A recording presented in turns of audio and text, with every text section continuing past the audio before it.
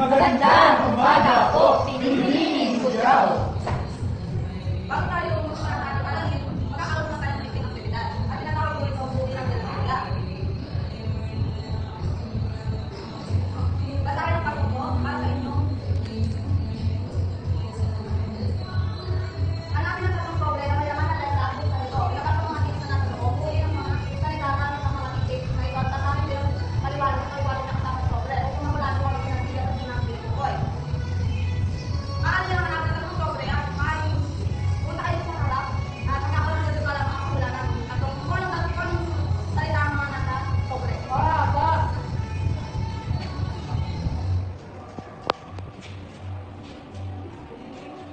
Damira, ano ang iyong nabuo?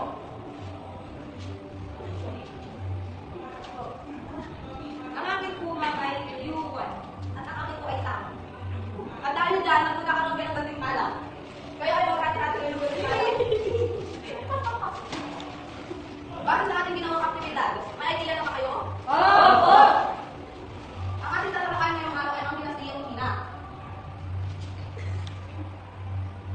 Bago tayo magsimula, maaari mo makibasa ang ating layunin ng sabay-sabay? Sa pagtatapos ng aralin, ang mga mag-aaral ay nasahan na ipapaliwanag ang mga pangunahing kontribusyon ng dinastiyang Tang, Song at Yuan sa kasaysayan ng China.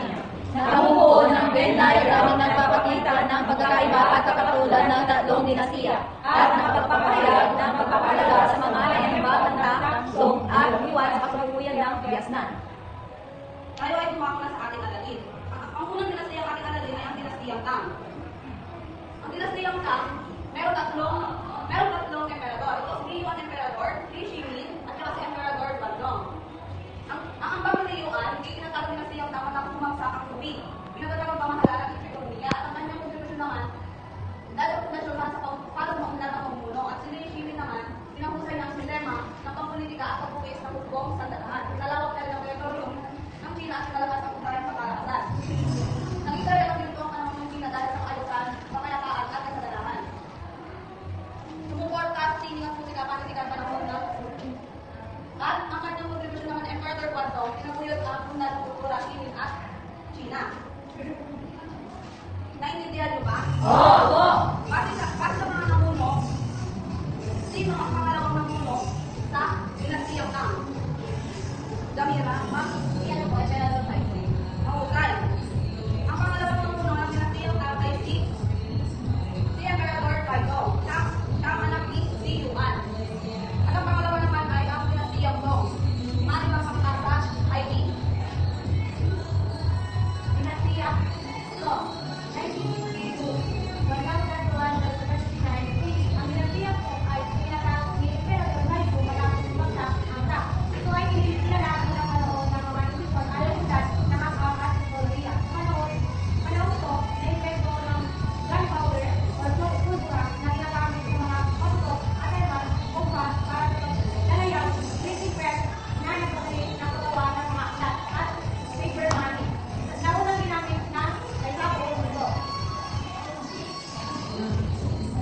Maraming salamat, Heidi. Ngayon naman ay pag-aaralan natin ang bilang mga namuno sa dinastiyang Song. Sa dinastiyang Song, ang namuno ay si Emperor Taizong. At ang kanyang ambag ay dalawang dinastiyang Song at natatakang sentral ng bagong pamahalaan. Si Emperor Taizong, talagang gumawa ng civil service exam. Pinahalagaan niya ang edukasyon. At si Emperor Taizong, talagang nag-invento ng gunpowder, compact, printing press, at paper money. Dahil nagpalawak ang kalakalan ng produkto ng seda, porcelana at daan. Pinayabong na rin ang pining panitikan at musika. Gagawin na ito dahil sa binitad at pagtutok ng kultura sa ekonomiya. Ang kontribusyon rin ng ni Emperor Taizong ay naibalik ang kapayapaan at kaayusan ng China dahil sa kanya. Naging maayos ang pamahalaan at dumami mga scholar dahil nasa kanya ang civil service examination system. Nagpulot ng pagtunlad sa agham, teknolohiya at kaaralan. Umunlad din ang ekonomiya at mga lungsod tulad ng Hangzhou at ang Taipei. Kaya nagtaguyod ng kultura at pag-unlad ng sining at China. At nasakop ng Mongol sa pamumuno ni Kublai Khan at ito lang natatatag ang dinastiyang Yuan. Naintindihan niyo ba ang dinastiyang Song? Opo! Next naman ang Classic dinastiyang Yuan. Kublai Khan ang binigay ng na mula sa Mongol. Ito ang unang pagkakataon na pinamumunuan ng mga dayuhan ng China sa ilalim ng kalakalan sa pagitan ng silangan, kanluran,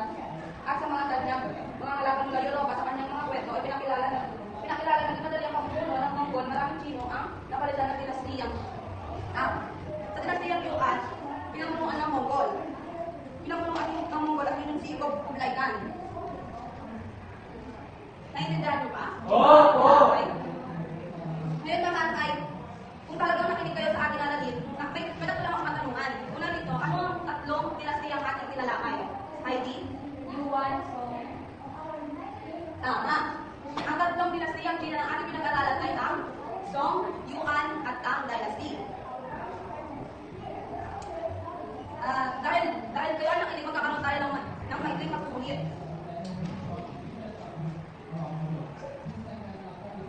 Maglabas ng 1/4 sheet of paper at sagutan lang ang aking sasabihin.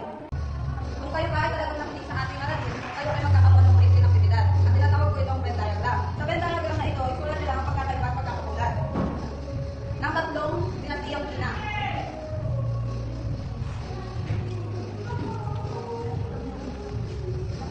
Tapos na ba ang lahat? Oo! Maaari nang pagkipasa mula harap. Mula likod hanggang papuntang harap. Kung ganon, kung talaga bang nakinig kayo sa ating aralin, magtatanong lang ako sa inyo. Ano na nga ba ulit ang tatlong dinastiyang China ng ating inaral? Yes, Christian? Ma'am, ito po ay ang Tang, Song at Yuan.